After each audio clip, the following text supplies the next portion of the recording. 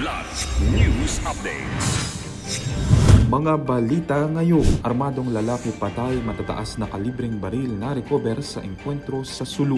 Police Captain nasawi sa pamamaril sa Capiz. 14 na pamilya sa Davao City lumikas matapos gumuho ang bahagi ng kalsada. Ako po si Cesar Sorian para ihatid ang mga nangunang balita sa buong kapuluan ngayon. Patay ang isang hinihinalang miyembro ng armadong grupo matapos makasagupa ng pinagsanib na puwersa ng Philippine National Police at Philippine Army sa Pangutaran, Sulu. Ayon sa mga otoridad, nagsimula ang insidente ng mamataan ng mga pulis ang tinatayang 10 armadong individual habang nagsasagawa ng security patrol. Agad namang humingi ng reinforcement ang mga operatiba na nauwi sa armadong engkwentro. Walang nasugatan sa panig ng pamahalaan habang isang armadong lalaki ang nasawi.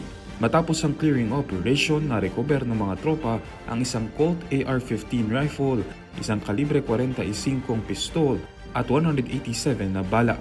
Patuloy ang investigasyon upang matukoy ang pagkakakilanlan ng nasawing suspect at ng iba pang miyembro ng armadong grupo. Patay ang isang opisyal ng pulisya matapos pagbabarilin sa loob ng isang videoke bar sa barangay Binuntukan, Pontevedra, Capiz. Kinilala ang biktima na si Police Captain Rian Ampoyos, 48 anyos. Ayon sa pulisya, nagtungo siya sa establishmento kasama ang 2 pulis upang makipagpulong sa may-ari tungkol sa pagpapanatili ng kaayusan sa lugar. Habang inaawat ang isang komosyon sa loob ng bar, bigla umanong binaril ng suspect na si William De Ocampo, 38 anyos, ang opisyal sa kaliwang bahagi ng dibdib. Agad na naaresto ang suspect at na-recover ang isang .45 caliber pistol na pinaniniwalaang ginamit sa krimen. Patuloy ang investigasyon ng mga otoridad upang matukoy ang motibo sa pamamaril.